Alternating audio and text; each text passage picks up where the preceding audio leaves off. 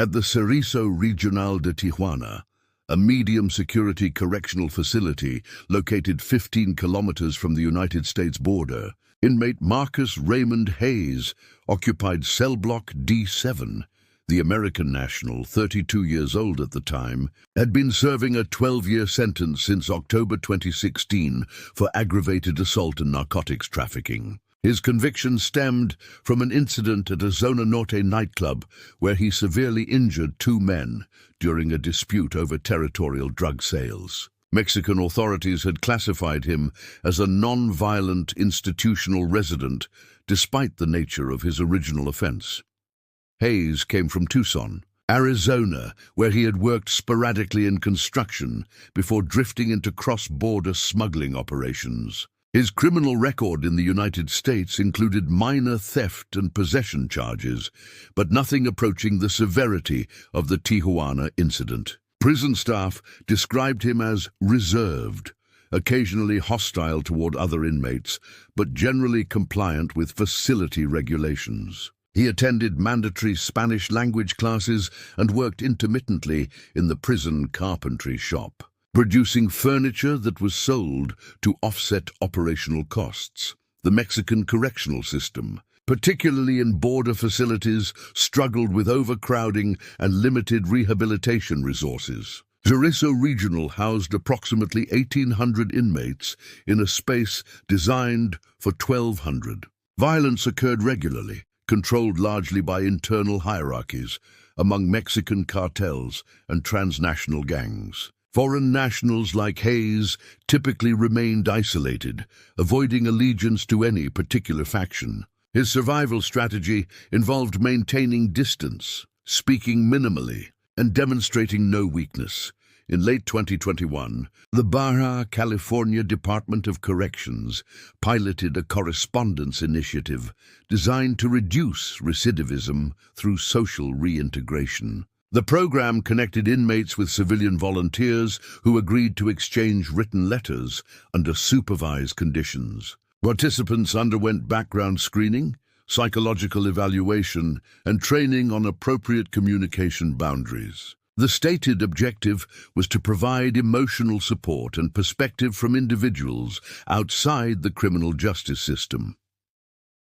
Recruitment for volunteers occurred through non-profit organizations, churches, and university outreach programs in Southern California. The profile sought included individuals with patience, empathy, and commitment to long-term engagement. One volunteer who entered the program in early 2022 was Daniela Cristina Morales, a 27-year-old bilingual administrative assistant from Chula Vista, California. Her application described her motivation as offering hope to people society has forgotten. Background checks revealed no criminal involvement, no prior connection to incarcerated individuals, and stable employment history.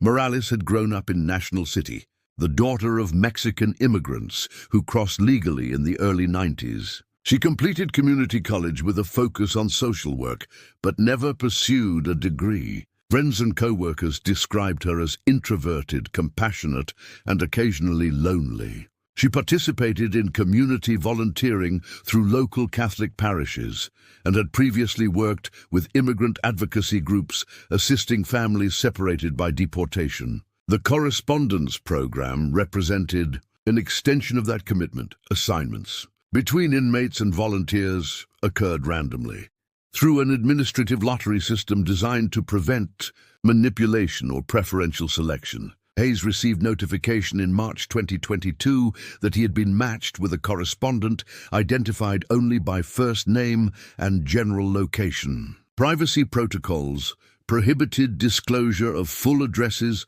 or identifying details until trust had been established over multiple exchanges.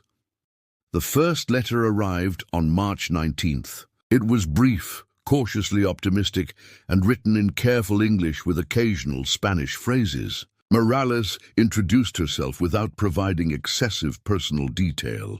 She explained her reasons for joining the program and asked Hayes simple questions about his daily routine, his thoughts on redemption, and whether he believed people could change after making serious mistakes. Her tone balanced formality with warmth, avoiding judgment while acknowledging the reality of incarceration.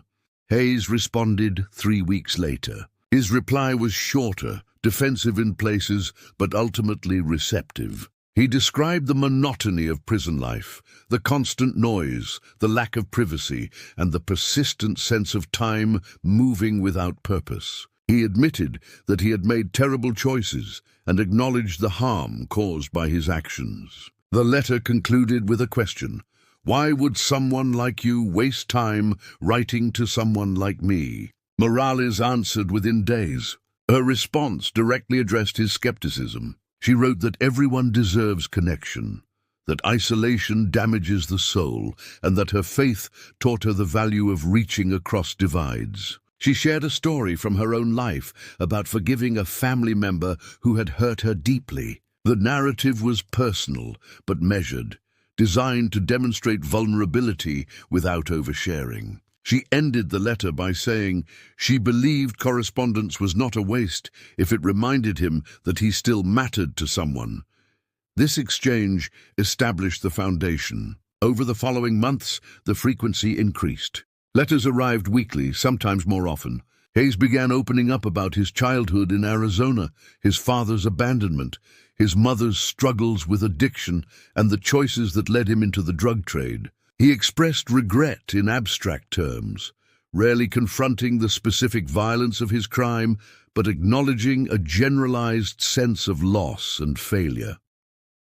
Morales responded with empathy, gentle challenges, and reflections on growth. She encouraged him to pursue educational opportunities within the prison, to consider what kind of man he wanted to become, and to imagine a life beyond the walls. Her letters included details about her own experiences, her work, her neighborhood, and the small routines that gave her life structure. She mentioned attending church, walking along the bay, and visiting family in Tijuana, though she never specified exact locations. By August 2022, the tone shifted perceptibly. Hayes began addressing her with affectionate language. He called her his anchor, the only voice that felt real. Morales reciprocated cautiously at first, then with increasing openness. She described feeling connected to him in ways she had not anticipated. She admitted to thinking about him throughout the day, wondering what he was doing, whether he was safe, and whether their correspondence meant as much to him as it did to her. The letters took on romantic dimensions. Hayes wrote that she made him want to be better, that her words gave him a reason to endure the years ahead. Morales responded by saying he had reminded her what it felt like to matter to someone, to be seen beyond surface appearances. The correspondence became the emotional center of both their lives.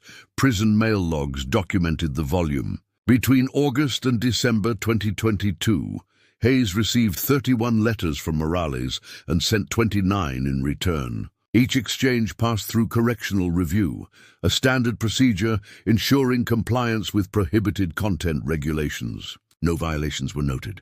The relationship appeared wholesome, even aspirational, within the context of the program's goals.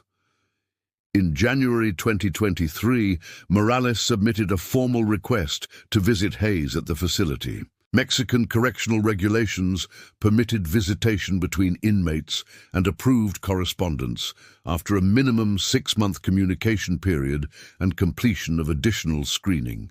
Her application passed review without complication. The first visit was scheduled for February 4, 2023.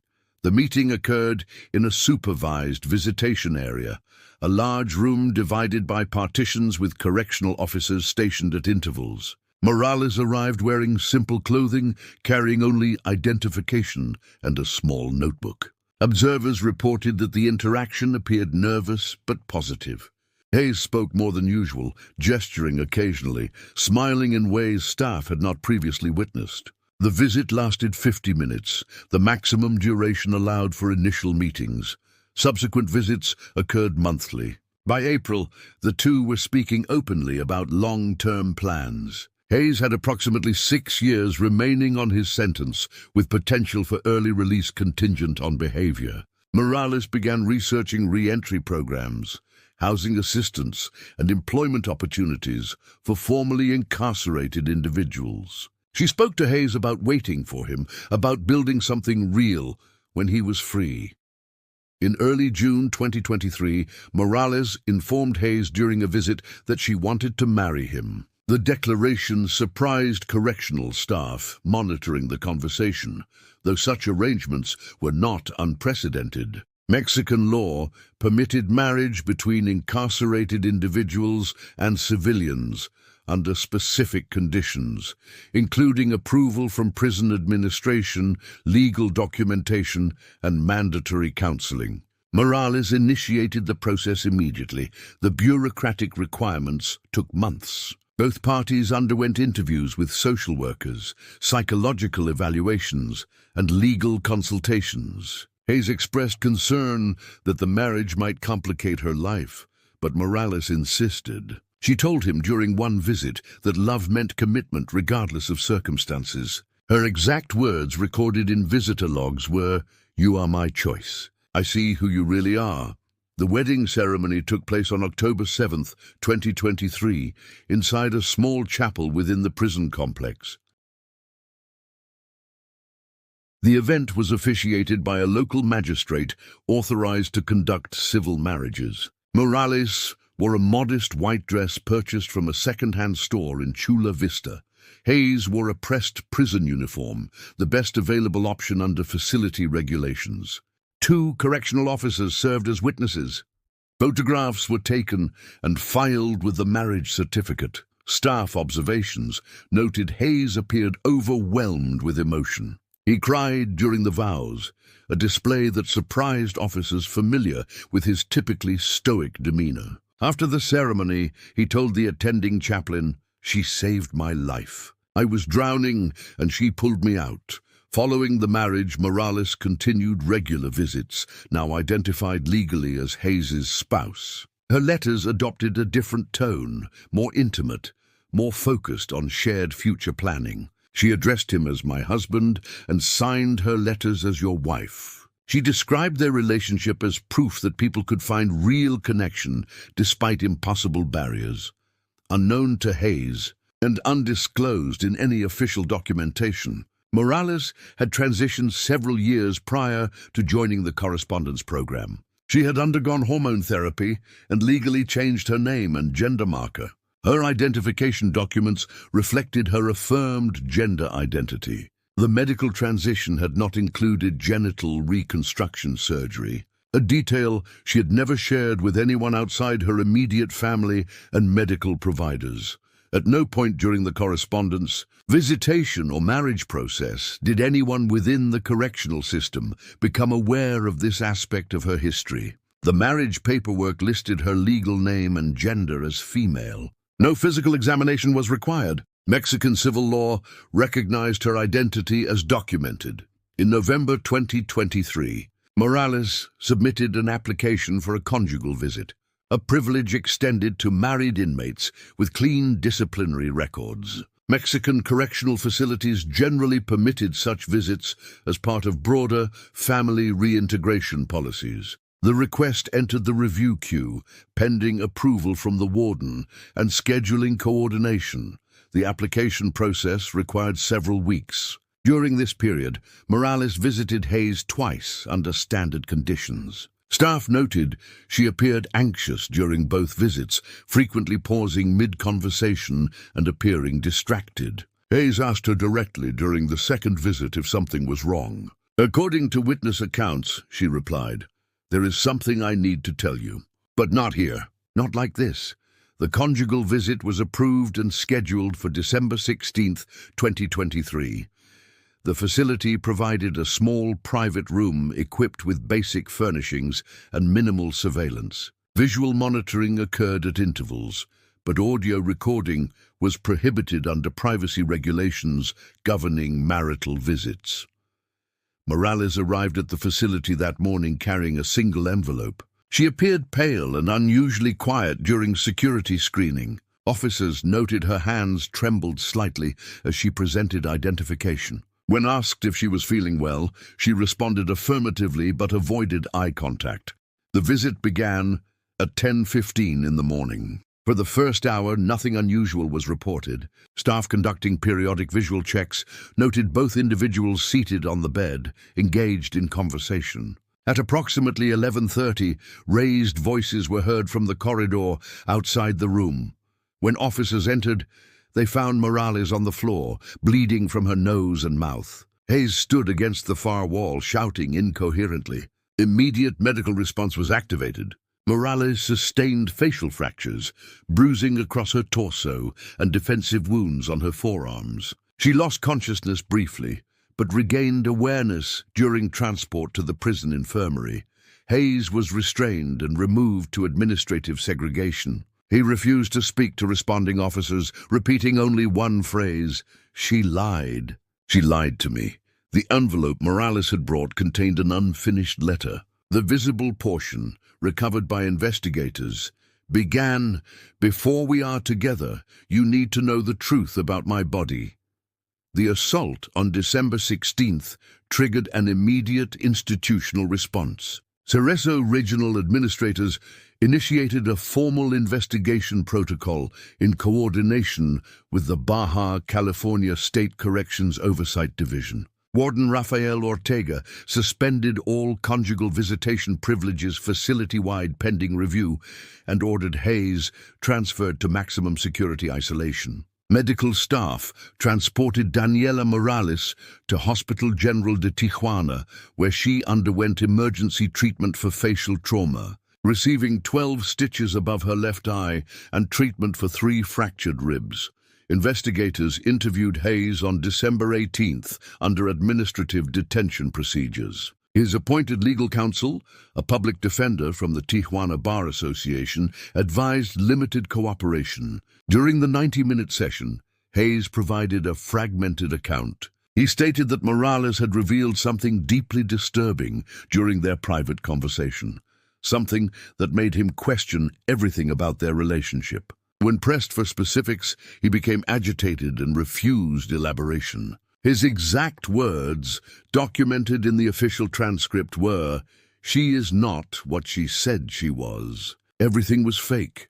Prison psychologist Dr. Elena Vargas conducted a mandatory evaluation 2 days later. Her assessment noted signs of emotional volatility, fixation on perceived betrayal, and difficulty processing complex information. Hayes repeatedly returned to the theme of deception, describing himself as a victim of manipulation.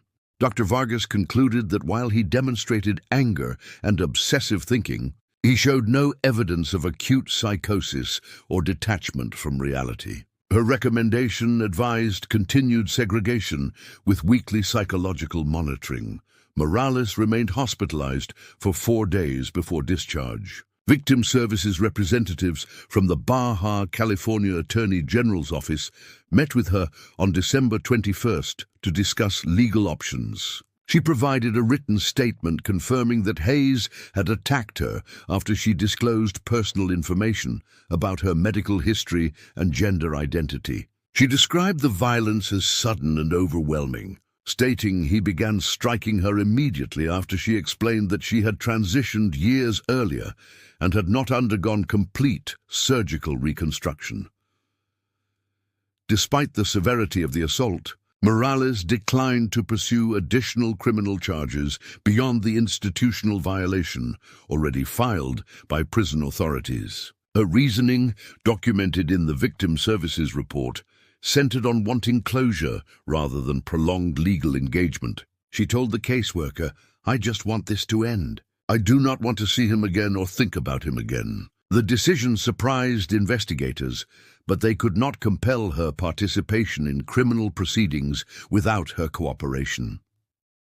Following her release from the hospital, Morales relocated temporarily to an undisclosed address in San Diego County, facilitated by a non-profit organization supporting survivors of intimate partner violence. She informed her employer that she needed extended leave for medical reasons and deactivated her social media accounts. Friends who contacted her reported that she seemed traumatized, but determined to move forward. She told one close friend, "I thought he loved me. I thought if I explained everything gently, he would understand." I was wrong about who he was. Back at Ceriso Regional, correctional officers implemented enhanced monitoring of Hayes's communications. All incoming and outgoing mail underwent secondary review by intelligence staff trained to identify coded language or security threats. Within 2 weeks, officers intercepted 4 letters written by Hayes during his isolation. 3 were addressed to Morales at her previous Chula Vista address. The 4th was addressed to his cousin in Tucson, but the content referenced Morales repeatedly. The letters to Morales contained explicit threats. One passage read, "You destroyed everything. You made me believe in something that was never real. You think you can hide from what you did to me?" The second letter was more direct. "When I get out, I will find you. You owe me answers. You owe me more than that." The final letter included detailed descriptions of violence he imagined inflicting, language disturbing enough that facility administrators forwarded copies to local law enforcement and victim services. Prison intelligence officers flagged Hayes as a potential ongoing threat. Standard protocol required notification to Morales, who was informed through her victim advocate that Hayes continued to fixate on her despite having no means of contact. Protective recommendations included maintaining her confidential address, avoiding patterns in daily routines, and reporting any suspicious activity immediately. In January 2024, maintenance staff conducting a routine inspection of the carpentry workshop discovered a prepaid cellular phone hidden inside a hollowed-out table leg. The device had been used recently, with battery charge remaining and call logs intact. Digital forensic specialists from the corrections department extracted data, revealing communications with 2 external numbers. The first belonged to Ernesto Villalobos, a 41-year-old former Ceriso inmate released 8 months earlier after serving time for vehicle theft and smuggling. The second number traced to a prepaid account registered under a false name. But signal triangulation placed the device in the Otay Mesa area near the U.S. border. Message content recovered from the phone included coded references. One exchange read, "The package needs moving soon." Another stated, "She is north."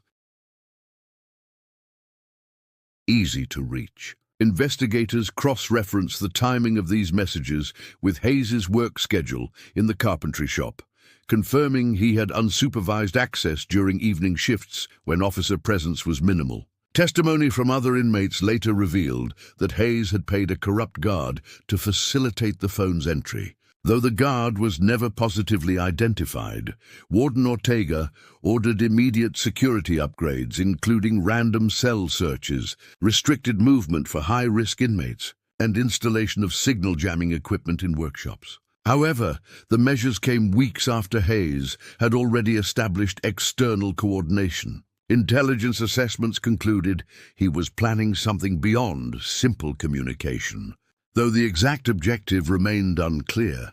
On February 3, 2024, Hayes was scheduled for a court appearance related to the assault charges filed by prison administration. Transportation required a 40-minute drive from Ceriso Regional to the Tijuana Judicial District Courthouse. Standard procedure involved a secure van, 3 correctional officers, and 2 additional inmates also scheduled for hearings. The vehicle departed at 7:30 in the morning.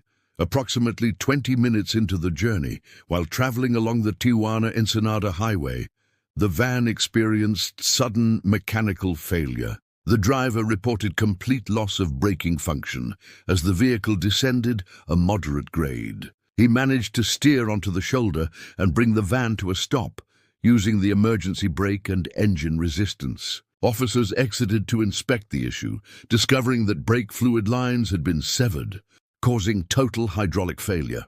During the inspection, Hayes requested permission to relieve himself at a roadside rest area approximately 50 meters from the disabled vehicle. Given the immobilized van and the apparent need for emergency mechanical assistance, one officer escorted him to the facility, while the other 2 remained with the vehicle and the other inmates. Hayes entered the restroom alone, as protocol permitted for non-violent functions. He never emerged. When the officer checked after several minutes, the restroom was empty. A rear window, small but sufficient for a slim individual to squeeze through, had been forced open. The officer immediately radioed for assistance, triggering a regional fugitive alert. By the time backup units arrived, Hayes had disappeared into the surrounding area, a semi-rural zone with multiple roads leading toward both Tijuana and the border region. Subsequent investigation revealed the brake sabotage had been deliberate and executed with precision. Forensic mechanics determined the cuts were made with a sharp tool, likely within hours of departure. Security footage from the prison garage showed Hayes working late in the carpentry shop the night before, with access to the vehicle bay through an unlocked connecting door. Investigators concluded he had sabotaged the transport himself, creating the conditions for escape. Authorities issued an international fugitive warrant within hours. Hayes's photograph, physical description, and criminal history circulated through Mexican Federal Police, U.S. Customs and Border Protection, and Interpol channels. Analysts predicted he would attempt to cross back into the United States, where he maintained family connections and greater familiarity with terrain. What they did not initially anticipate was his singular focus on locating Daniela Morales. Following the February 3rd escape, Mexican federal authorities launched a coordinated manhunt spanning the Baja California region. The Fugitive Apprehension Task Force, a specialized unit within the federal police structure, assumed operational control. Investigators reviewed Hayes's known associates, family contacts, and geographical patterns from his pre-incarceration life. Initial assumptions focused on a northward trajectory toward the United States border, where he might attempt illegal crossing into familiar Arizona territory. However, early intelligence suggested a different priority. Ernesto Villalobos, the former inmate identified through the smuggled phone, was located and questioned on February 5th at his residence in Playas de Tijuana. During interrogation, Villalobos admitted that Hayes had contacted him multiple times over the previous 2 months. He claimed Hayes offered money in exchange for assistance after an unspecified event, describing the arrangement as transportation and temporary shelter. Villalobos insisted he knew nothing about escape plans or violent intentions. Investigators pressed harder. Phone records showed 23 calls between the smuggled device and Villalobos's number, several lasting over 10 minutes. Message fragments recovered from the confiscated phone included references to the one who lied and finishing what was started. When confronted with this evidence, Villalobos revised his statement. He acknowledged that Hayes had spoken obsessively about a woman who had betrayed him, someone living north of the border who needed to be confronted. Villalobos claimed he discouraged the fixation, but Hayes persisted, growing increasingly agitated during each conversation. Further investigation revealed Villalobos had withdrawn $500 from a Tijuana bank on January 30th, 4 days before the escape. He could not provide a credible explanation for the withdrawal. Surveillance footage from the bank showed him alone, appearing nervous, checking his phone repeatedly while waiting in line. Forensic accountants traced the funds to a prepaid debit card purchased the same day at a convenience store near the border crossing. Task force analysts concluded that Hayes had coordinated financial support and logistical preparation weeks in advance. The escape was not opportunistic. It was meticulously planned with external assistance. The primary question shifted from whether he would flee Mexico to what he intended to do once free.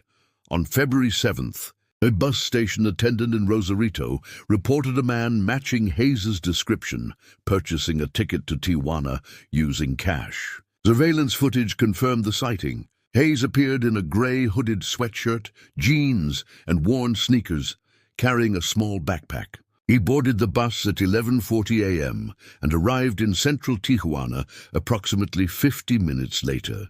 From there, the trail went cold for several days. Meanwhile, U.S. authorities notified Daniela Morales of the escape. A San Diego Police Department detective visited her temporary residence on February 8th, informing her of the heightened risk and recommending additional precautions. Morales reacted with visible fear, stating she had feared something like this would happen. She asked whether Hayes could locate her despite her relocation. The detective explained that while her current address was confidential, determined individuals sometimes found ways through social connections, workplace information, or surveillance of known locations. Morales took immediate steps. She informed her employer she would not return to work indefinitely, citing safety concerns. She stopped visiting her family in National City and avoided any location she had previously mentioned in letters to Hayes. She changed her phone number and created new email accounts. Despite these measures, she told a friend during a brief call, "I feel like he is already watching me. I cannot escape what I did to him."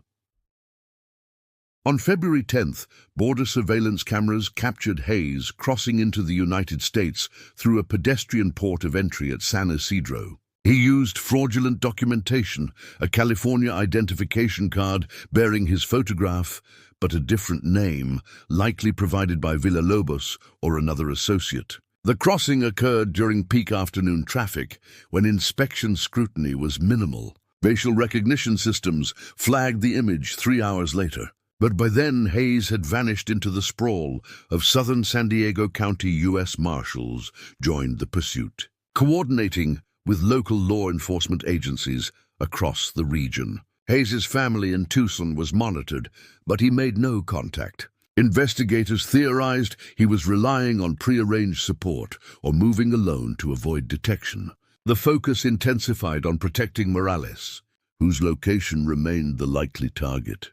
On February 12th, a hardware store clerk in Chula Vista reported a suspicious customer who had purchased a hunting knife, duct tape, and latex gloves using cash. The clerk noted the customer's nervous behavior and recalled him asking about nearby residential areas while studying a street map. Security footage reviewed by police showed a man consistent with Hayes's build and features. Though his face was partially obscured by a baseball cap and surgical mask, the purchase was made at 2:30 in the afternoon. Investigators confirmed the store was less than 3 miles from the apartment complex where Morales had lived before relocating. Forensic analysis of the map left at the checkout counter revealed fingerprints matching Hayes's records. The implications were clear.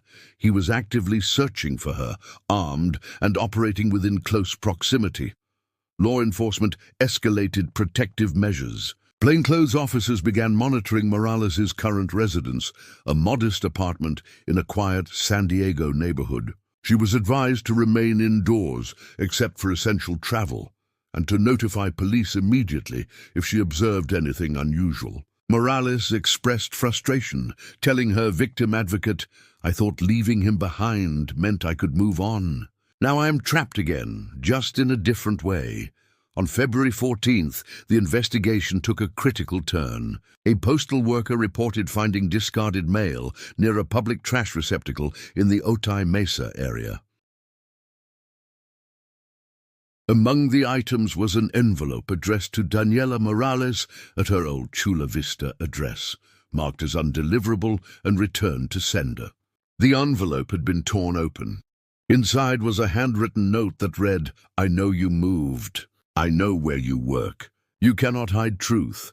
Handwriting analysis confirmed the note was written by Hayes. The discovery indicated he had attempted to contact Morales through her previous address and, upon learning she had relocated, escalated his search efforts. Task force members concluded he was systematically eliminating possible locations, likely through surveillance of her known associations, former workplace, or family connections.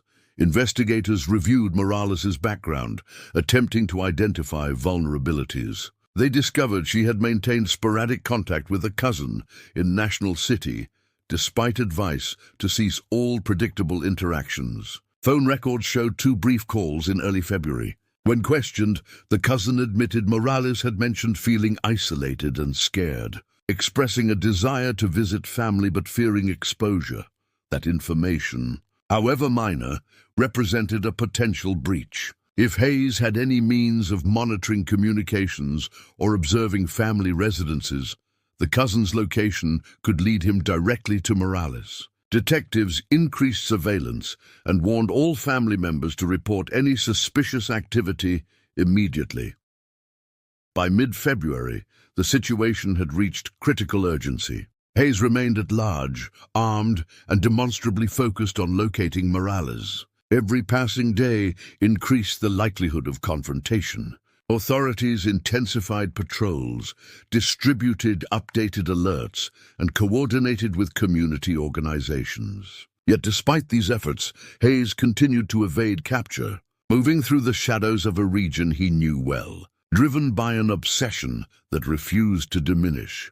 On February 17, 2024, surveillance efforts faltered when Daniela Morales made an unplanned decision that compromised her security. According to her victim advocate's notes, Morales had grown increasingly anxious and claustrophobic under constant protection. She expressed frustration at feeling imprisoned despite having committed no crime. Against explicit advice, she left her protected residence alone on the afternoon of February 16th to visit a grocery store 3 blocks away. She believed the brief errand posed minimal risk.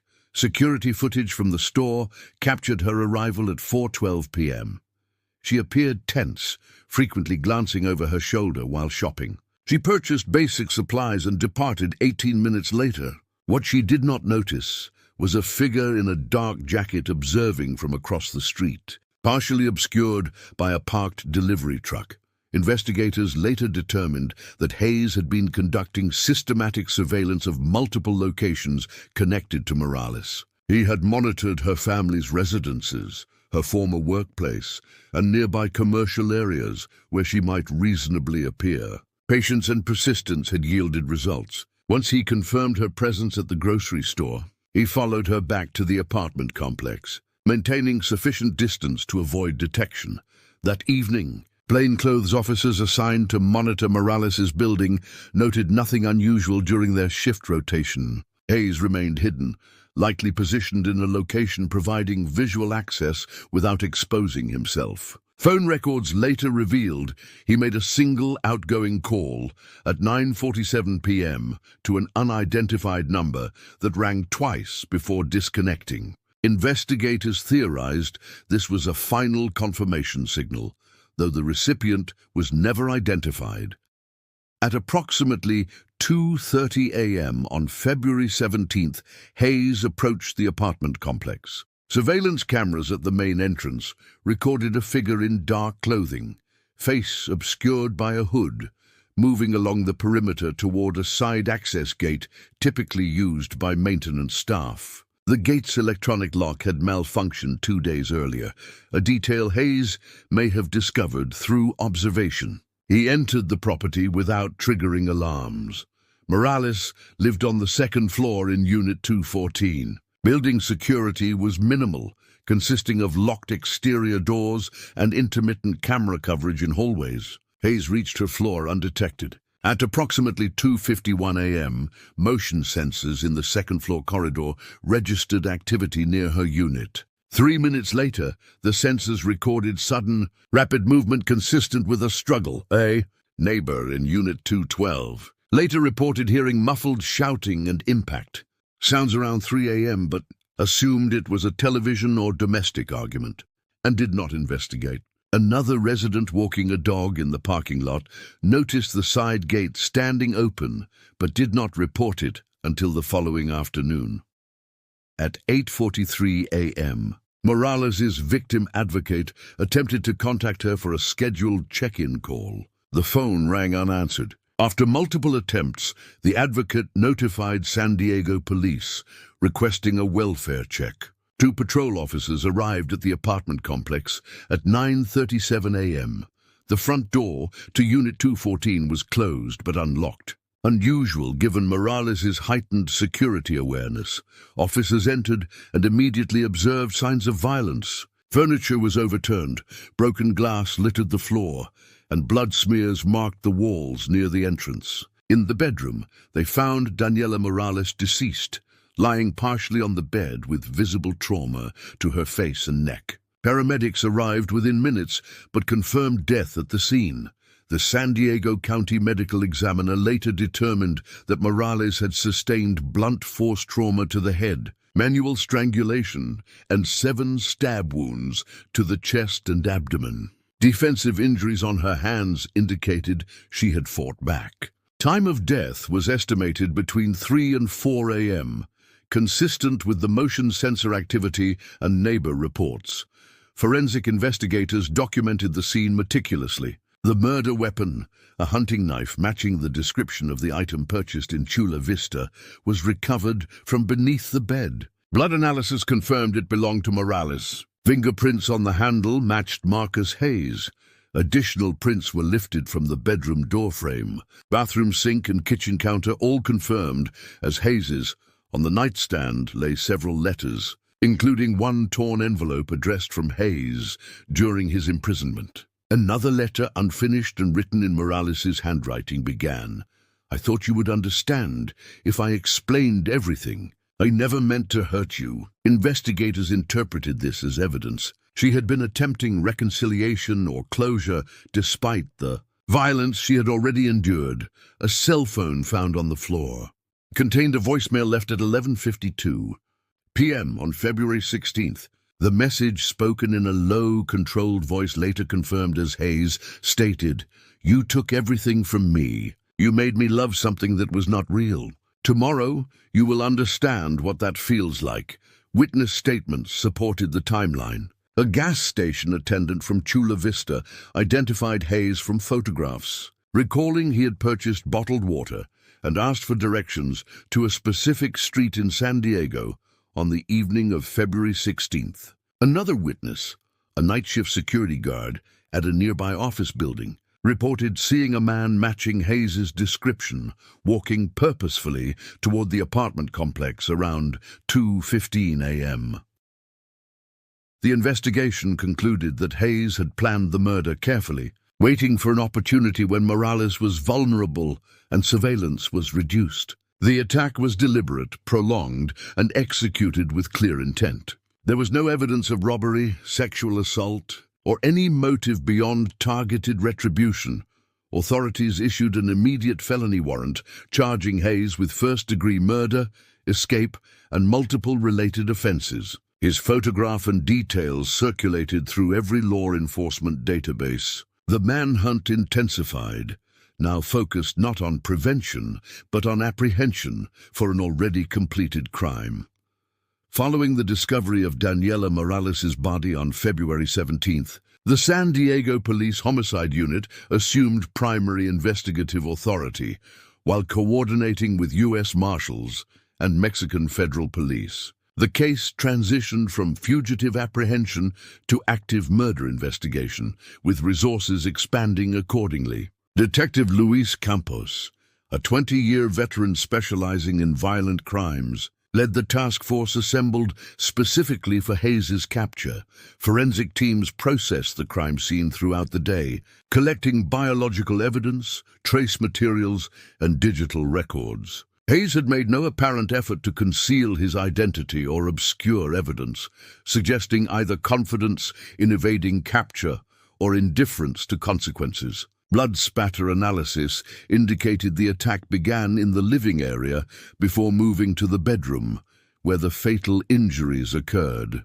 The prolonged nature of the assault, estimated at 15 to 20 minutes based on wound patterns and physical evidence, demonstrated sustained violence rather than impulsive rage. Investigators recovered a small notebook from Hayes's discarded backpack found in a dumpster 2 blocks from the apartment complex. The notebook contained handwritten entries dating back to mid-January, including fragmented thoughts about betrayal, deception, and justice. One passage read, "She made me believe in something that never existed. The lie is worse than any crime I committed." Another entry, dated February 15th, stated, "Tomorrow I take back what she stole." Tomorrow she understands. Digital forensics analyzed Morales's phone and computer. Her browsing history revealed searches for restraining orders, witness protection programs, and relocation assistance for domestic violence survivors. She had researched Hayes's potential release dates and legal processes for divorce in absentia. Email drafts, never sent, included one addressed to her victim advocate, expressing fear that Hayes would find her regardless of precautions. The draft concluded, "He will not stop. I know him. I see it in his letters. He believes I owe him something I can never give." The investigation also uncovered video evidence that proved critical. Hayes had recorded a message on a prepaid phone approximately 6 hours after the murder. In the footage, he sat in what appeared to be an abandoned structure, his face partially illuminated by the phone's screen. He spoke directly to the camera. "I did what I had to do. She lied about everything. She made me love her, knowing I could never have what I thought I had. That is not just lying. That is destroying someone." His voice remained calm, almost detached, showing no visible remorse or emotional distress. Witness reports began accumulating. A motel manager in El Cajon contacted police on February 18th after recognizing Hayes from news coverage. The manager stated Hayes had checked in under a false name on the afternoon of February 17th, paying cash for one night. He left early the next morning without checking out formally. A search of the room yielded additional evidence: bloody clothing stuffed in a trash bag, a handwritten list of addresses including Morales' apartment, and a map of San Diego County with several locations circled. On February 19th, surveillance cameras at a Greyhound bus terminal in downtown San Diego captured Hayes purchasing a ticket to Phoenix under the alias David Martinez. However, he never boarded the bus. Footage showed him exiting the terminal and walking toward the adjacent trolley station. Investigators theorized he was attempting to create false leads while actually remaining in the area or traveling by other means. A breakthrough occurred on February 21st when a convenience store clerk in Alpine, a rural community east of San Diego, reported a customer matching Hayes's description, purchasing food and supplies. The clerk noted the man seemed exhausted, unshaven, and asked about nearby hiking trails. Alpine's location near Cleveland National Forest suggested Hayes was attempting to evade capture by moving into remote terrain. Law enforcement deployed search teams, including K-9 units and helicopter surveillance across the forested region. Tracking dogs picked up a scent trail near a campground frequented by transient populations. Officers discovered a makeshift shelter constructed from tops and branches approximately 3 miles into the forest. Inside were food wrappers, a sleeping bag, and a plastic bag containing personal items, including the marriage photograph from the prison ceremony. Thermal imaging from a police helicopter detected a heat signature moving through dense brush shortly after midnight on February 22nd. Ground units converged on the location, establishing a perimeter to prevent escape. At approximately 1:40 a.m., tactical officers located Hayes crouched behind a fallen tree, holding a small folding knife and the photograph of himself and Morales. When ordered to surrender, Hayes initially remained motionless. Officers repeated commands in both English and Spanish. After several tense minutes, Hayes dropped the knife and raised his hands. According to the arrest report, he spoke only once during the apprehension, asking, "Did she tell anyone why she did it?" Hayes appeared physically exhausted, dehydrated, and disoriented. Paramedics evaluated him at the scene before transport to a secure medical facility for clearance. He offered no resistance during processing. Booking photographs showed a man significantly changed from his prison identification images, gaunt, hollow-eyed, and expressionless.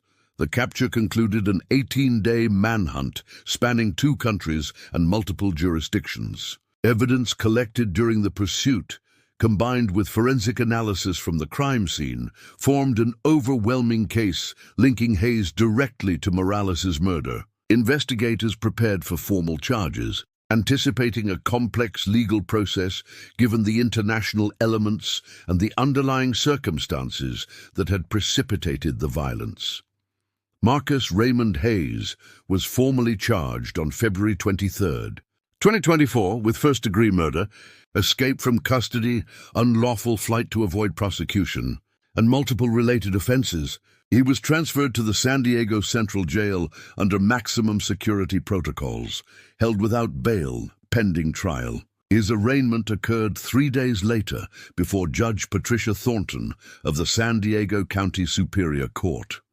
Hayes entered a plea of not guilty through his court-appointed attorney, Margaret Fuentes, a public defender with extensive experience in capital cases. Interrogation began on February 24th and continued intermittently over the following week. Hayes initially refused to speak beyond confirming his identity. On the third session, he began providing fragmented explanations. He described feeling devastated when Morales revealed her transgender identity during the December conjugal visit, stating he had built his entire future around assumptions that were fundamentally false. He claimed the violence at the prison was unplanned, driven by shock and confusion. When questioned about the murder, Hayes became more calculating in his responses. He admitted traveling to San Diego with the intention of confronting Morales, but denied premeditation of homicide. He stated he wanted her to acknowledge the harm she had caused him, to admit that withholding such critical information constituted a profound betrayal. According to his account, the violence escalated when she refused to apologize or validate his feelings. Prosecutors rejected this narrative. The evidence, including the video confession, the purchased weapon, and the surveillance of Morales' location, demonstrated clear premeditation. Deputy District Attorney Hannah Ortiz, assigned to lead the prosecution, emphasized that Hayes had months to process his emotions, yet chose violence over disengagement. The trial commenced on July 8th.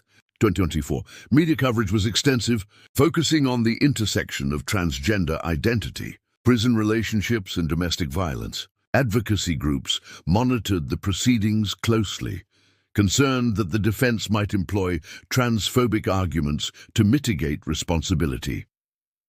The prosecution built its case methodically. Forensic experts testified about the physical evidence linking Hayes to the crime scene. The medical examiner detailed Morales' injuries, emphasizing the sustained and brutal nature of the attack. Detective Campos presented the timeline, from the prison assault through the escape and murder, illustrating a pattern of obsession and escalating violence. Ernesto Villalobos testified under immunity, confirming he had facilitated Hayes' escape by providing money and logistical support. He described Hayes as fixated on Morales, repeatedly stating she had ruined his life and deserved consequences. The video confession was played in court, showing Hayes calmly explaining his actions hours after the murder. The defense strategy centered on diminished capacity. Attorney Fuentes argued that Hayes experienced extreme emotional disturbance stemming from the revelation of Morales' transgender status combined with the psychological toll of incarceration. She presented expert testimony from a forensic psychologist who described Hayes as suffering from betrayal trauma, a condition that impaired his judgment and impulse control. Cross-examination undermined this approach. The prosecution demonstrated that Hayes had functioned rationally throughout his escape, purchasing supplies, coordinating assistance, and conducting surveillance. His ability to plan and execute complex actions contradicted claims of impaired mental state. Prosecutors argued that anger and hatred, however intense, did not constitute legal insanity or diminished capacity. Victim impact statements were presented during the sentencing phase. Morales' family members described her as compassionate, hopeful, and committed to helping others despite her own struggles. Her cousin read a letter Morales had written but never sent, expressing regret for involving herself with someone incarcerated and fear that her honesty would cost her everything. The final line stated, "I only wanted to be loved for who I truly am." Closing arguments occurred on July 19th. Prosecutor Ortiz emphasized that Hayes had choices at every stage. He could have ended the correspondence, refused the marriage, or simply walked away after the revelation. Instead, he chose violence, first in prison and ultimately in murder. She stated, Daniela Morales did not owe him her body, her history, or her life. She owed him nothing except honesty, which she attempted to provide. He responded by taking everything from her. Defense attorney Fuentes made a final appeal for leniency, acknowledging the crime's severity while arguing that Hayes's emotional state warranted consideration. She described him as a man broken by circumstances beyond his capacity to process. The jury deliberated for 6 hours and 14 minutes. On July 20th, 2024, they returned a verdict of guilty on all counts, including first-degree murder with special circumstances of lying in wait and premeditation. The conviction carried a mandatory sentence of life imprisonment without possibility of parole. Judge Thornton delivered the sentence on July 22nd. She addressed Hayes directly, stating, "You believe Daniela Morales owed you a specific truth on your terms and timeline. When she provided that truth, you punished her with violence. When she survived, you hunted her. You are not a victim. You are a murderer who could not accept that another person's identity was not yours to control." Hayes showed no visible reaction. He was remanded to California State Prison Corcoran to serve his sentence in administrative segregation. Ernesto Villalobos received a 5-year sentence for aiding a fugitive. Mexican authorities announced they would pursue additional charges related to the prison phone smuggling once his U.S. sentence concluded. Daniela Morales was buried in a private ceremony in National City. Her family released a brief statement through their attorney. She lived authentically despite the risks. She believed in second chances and paid for that belief with her life. We hope her story reminds others that truth should never be met with violence. The case closed on August 15, 2024, leaving behind a record of choices made and lives destroyed. Hayes remains incarcerated, a man whose inability to reconcile love with reality transformed him into precisely what he claimed to oppose, someone who destroyed another person completely.